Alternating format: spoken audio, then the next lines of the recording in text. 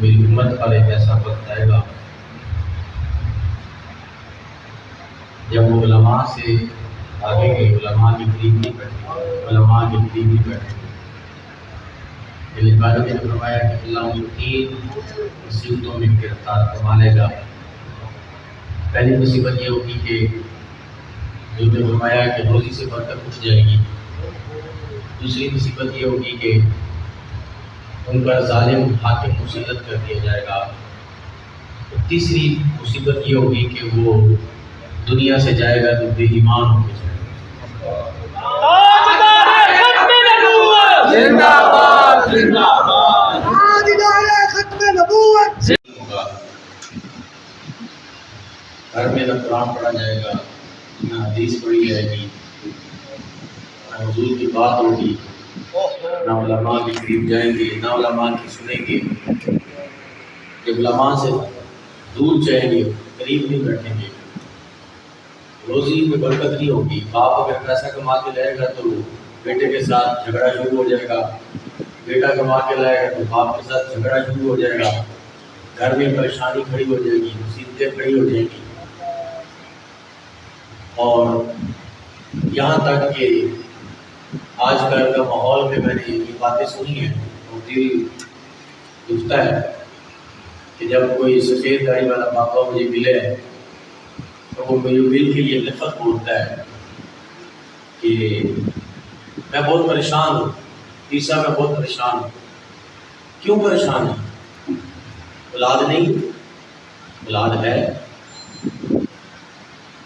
پیسہ ہے، گھر اپنا ہے، سب کچھ ہے، لیکن پریشان یہ ہوں کہ جوان اولاد ہو گئی ہے. میں اس عمر میں ہوں کہ میری داڑھی بھی سفید ہے. پریشان ہوں کہ میری جوان اولاد نے مجھے شٹ اپ کی گال دے کر مجھے گھر سے نکال دیا. ظاہر ہے تحریر قسم کے اولاد ہو جن کو نہ رب رسول کا پتہ ہو نہ دین کا پتہ ہو، وہ اولاد نے پھر اپنے باپ کو شٹ اپ کی گالی دی. ایک کیس وکیل کے پاس آیا تو وہ مجھے کہہ رہا تھا کہ 2 بچیاں تھیں اور ایک اس کی والدہ تھی، تو ان کا کیس تھا. میرے پاس آیا، وہ آپس میں تھوڑی سی ماں کے ساتھ طرف کلامی ہوئی تو جھگڑنے لگ پڑی. تو میں نے ان کو کہا اس بوڑھی مائی کو کہ تمہاری بچیاں ہیں تو تم ان کو خود سمجھاؤ، ہماری بچیاں ہیں. آگے سے وہ کہتی ہے کہ ان کو میں نے بہت پڑھایا ہے، پڑھی لکھی ہے، لیکن یہ میرا کہنا نہیں مانتا. اتنی بات کہتا ہے حضرت میں نے کی اس سے، اتنی بات اس نے اپنی بچوں سے کی. تو جو رات کو گھومنے پھرنے والا لفظ کا مطلب ہوتا ہے، اس بچیوں نے وہ لفظ بول کر اپنی ماں کو خاموش کرایا. یہ منظر، یہ عالم ہے. ہم جب دین سے دور ہوں گے معاملات ایسے ہوتے ہیں. ظاہر ہے جس گھر میں یہ چیزیں ہوں گی تو برکت تو ختم ہو جائے گی. دوسری بلا اور دوسری مصیبت میں ہے حضور نے فرمایا کہ اس پر ظالم حاکم مسلط کر دیا جائے. جو یا رسول اللہ کی بات کرتا ہے ان کو جیلوں میں دھکیل دیا جائے. حضور اگر ہمارے امیر المجاہدین نے بات کی ہے تو اپنی بات تو نہیں کی. آگے نعرہ لگا، میرے ذہن میں کوئی بات آ گئی جو امیر المجاہدین اندر فرماتے تھے. آپ فرماتے تھے کہ کوئی رضوی کا نعرہ نہیں. رضوی کیا ہے؟ سب سے پہلے بات ہم نے حضور کی کریں. اور آپ نے اس بچے کو خاموش کرا کے آپ نے کہا خاموش ہو جا، پترے کی نعرہ لایا ہے رضوی تیرے جان نثار، کوئی رضوی کے جان، بس ایک ہی بات کرنی ہے. اور وہ کیا کہنا ہے؟ تاجدار ختم نبوت زندہ باد زندہ باد. یہ جذبہ آپ کے اندر ہے نا، صرف ناروال کی سرزمین پہ میں بات کر رہا ہوں، یہ نہیں کہ آپ کے اندر ہے اور آپ بڑے ہیں تو آپ کو پتہ چل گیا کہ یا رسول اللہ تاجدار ختم نبوت، ناموس رسالت، ختم نبوت کیا ہے. نہیں، آپ کو تو پتہ ہی تھا، پہلے بھی آپ کو پتا تھا، یہ تو خادم صاحب کو کریڈٹ جاتا ہے جس نے گلی میں چھوٹے چھوٹے بچے، وہ سین تو میں نے اپنی آنکھوں سے دیکھا ہے، بہت بڑی پراڈو ایک گاڑی رکتی ہے ہمارے علاقے میں، اور بچوں کو دیکھ کر وہ ایم این اے صاحب وہ کہتا ہے گاڑی کھڑی کر اور ان بچوں کو یہ چھوٹے چھوٹے سٹیکر دو، گول سٹیکر دو، یہ جا کے دروازوں پہ لگائیں، بچے خوش ہو جاتے ہیں۔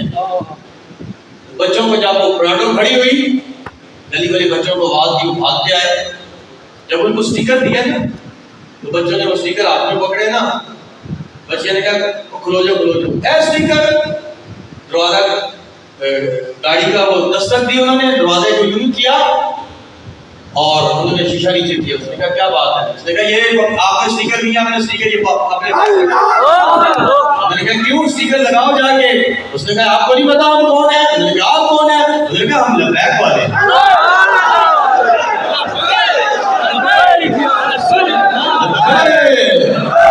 لبیک یا رسول اللہ، لبیک لبیک لبیک یا رسول اللہ، نعرے ختم نبوت،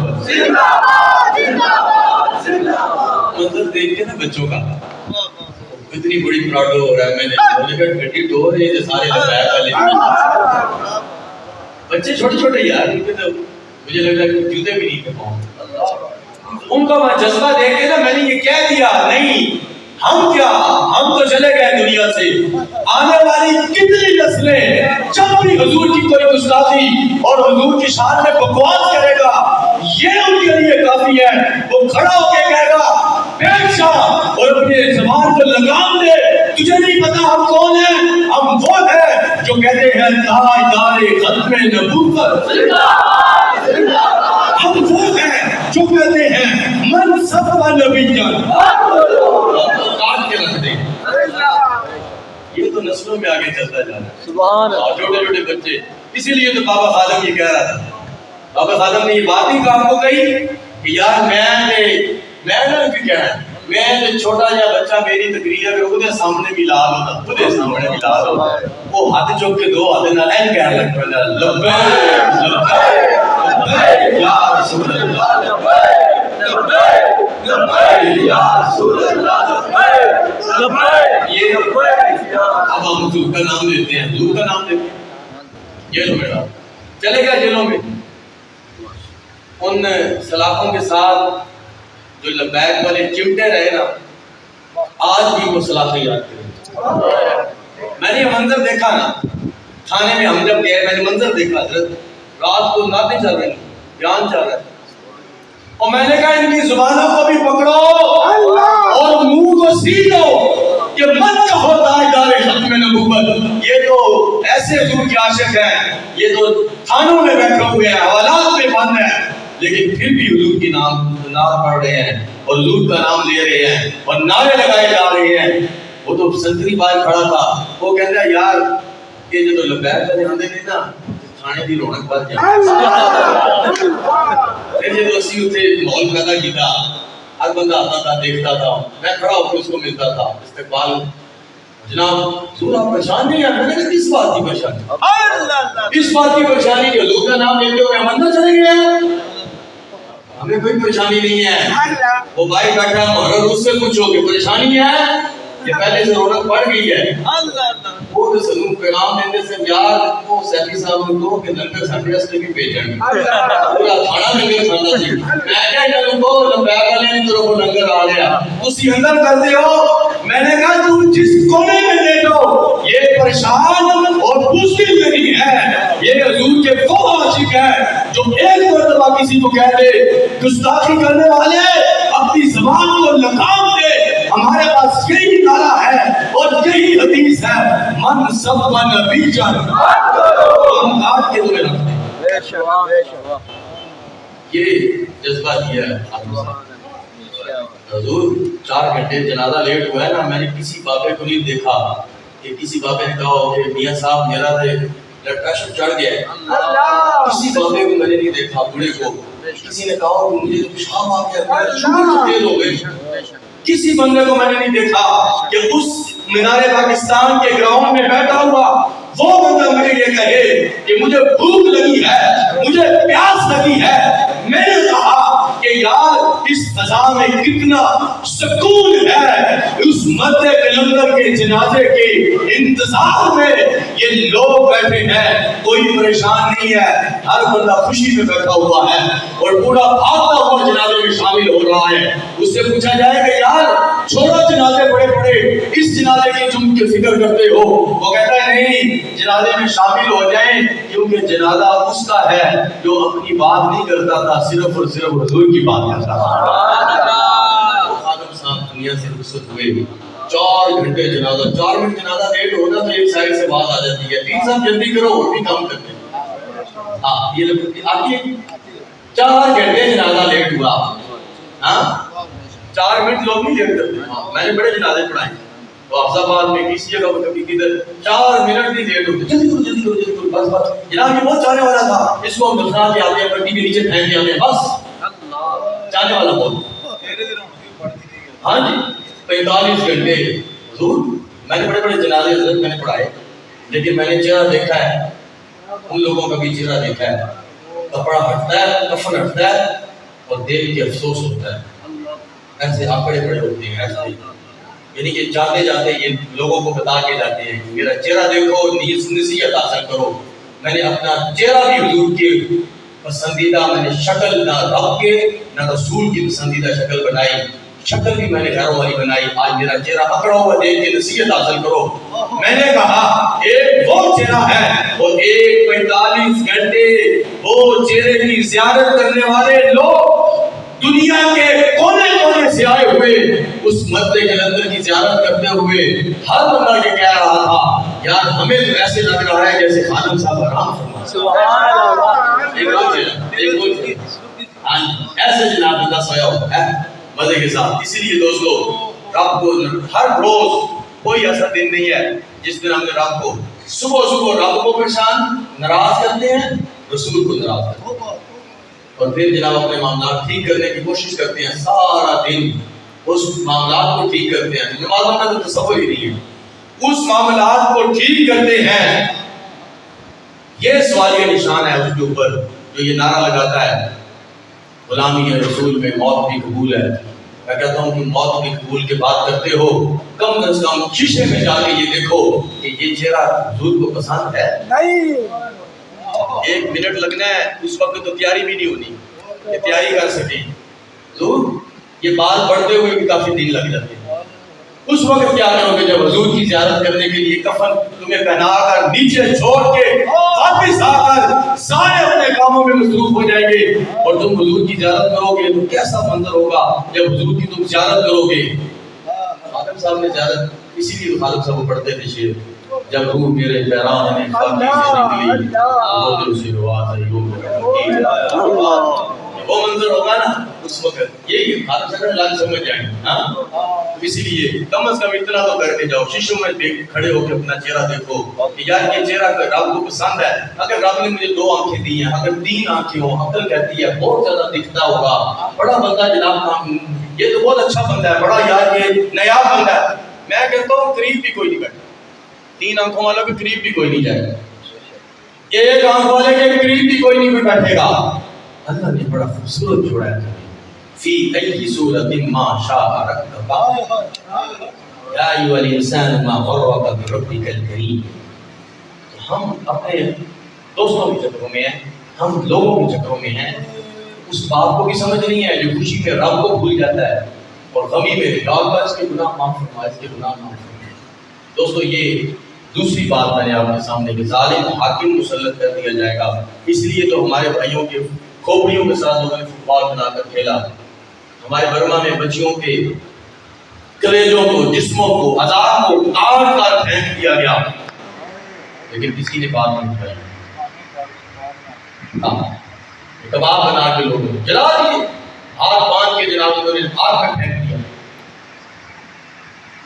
اور تیسری بات ہے کہ جب بندہ دنیا سے جائے گا بے ایمان ہو کے جائے گا. کوئی عالم دین بات مسئلہ بتائے گا, جس کو کہے گا, ایک بابا بیٹھا ہوگا جو کہے گا ہم دادا پردادا سے باتیں سنتے آ رہے ہیں, مولوی صاحب وہ بچیا دایا تب نہیں پتا, ایسی باتیں تو سنتے آ رہے ہیں. اس کو نہیں پتا کہ وہ پڑھ کیا آ رہا تھا, اللہ کا کلام پڑھ رہا تھا، اس کا اس نے انکار کیا، اگر اسی وقت موت آ جائے تو دائرہ اسلام سے وہ خارج ہے، دنیا سے جائے گا، بے ایمان ہو کے جائے گا۔ اسی لیے قرآن کا انکار، حدیث کا انکار، سوچ سمجھ کے دین کا پتہ ہوگا تو پھر تو انکار بھی نہیں ہوگا۔ جب دین کا کوئی پتہ نہیں ہونا، علماء کے نہیں قریب بیٹھیں گے، دین سے دور ہوں گے، پھر یہ مصیبتیں، بیماریاں، پریشانیاں چمٹی رہیں گی، اور ان سے دور ہونا، اللہ والوں کی سنگت، علماء کے قریب بیٹھنا۔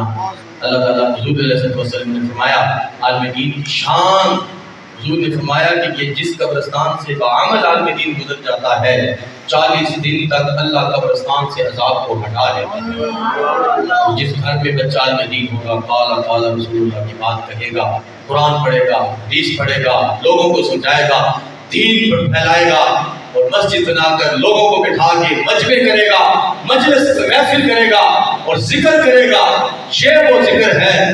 مولانا روم فرماتے ہیں، اللہ والے حضور نے فرمایا، یہ جہاں پر اہل اللہ کا ذکر ہوتا ہے، ذاکرین جہاں بیٹھے ہوتے ہیں، اس محفل میں بے حد بندہ بیٹھ جائے اور وہ ذکر کے لیے بھی نہ آئے، حضور نے فرمایا، مولانا روم فرماتے ہیں، یک زمانہ حضور نے فرمایا کہ وہ بندہ بیٹھ جائے، اللہ تعالیٰ اس کے بھی گناہ معاف فرمائے، اس لیے وہ بندہ کا وقت نہیں رہتا۔ میں یہ روایت یاد آئی، روم فرماتے ہیں، یک زمانہ صحبت باولیاء، پھر تیرا 7 سالہ کہاں دے گیا۔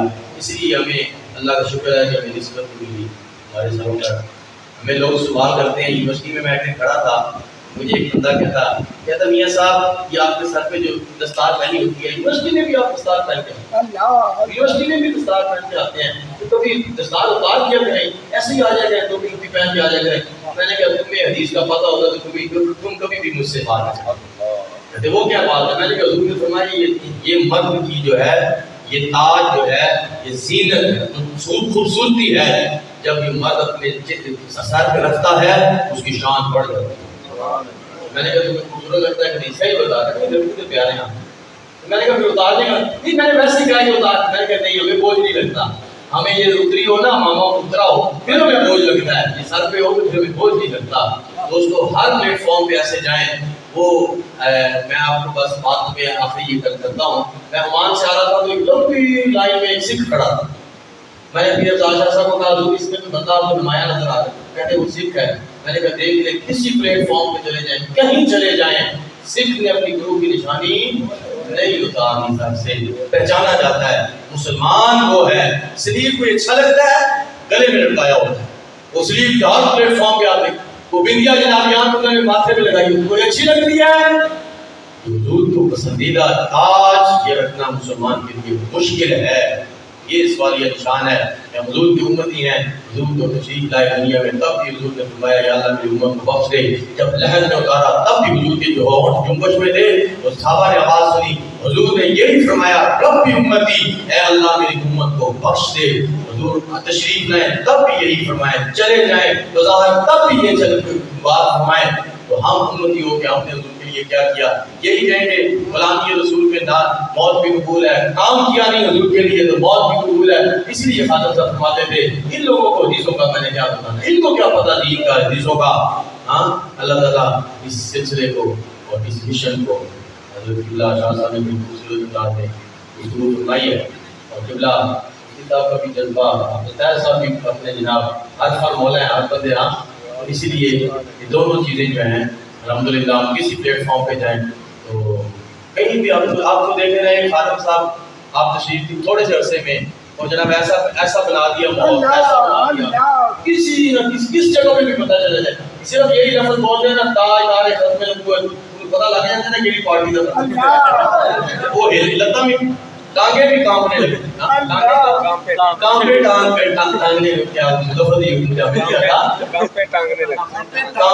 ٹانگنے لگتی ہیں۔ اللہ اکبر، کیا لفظ بول رہے ہیں جی؟ تاجدار ختم نبوت زندہ باد۔ یہ سنی میں بیٹھے ہوتے ہیں نا، ان کو کم از کم اتنا ضرور پتہ ہے کہ ہمارے منہ سے کوئی ایسی بات نکلی ہمیں یہ لبیک والے نہیں چھوڑیں گے، یہ ہر جگہ پھیل گئے ہیں، سندھ ہے، پاکستان کے کسی جس مرضی کونے میں پتہ چلا جائے کہیں نہ کہیں سے آواز ضرور آتی ہے تاجدار ختم نبوت زندہ باد، سب کا نبی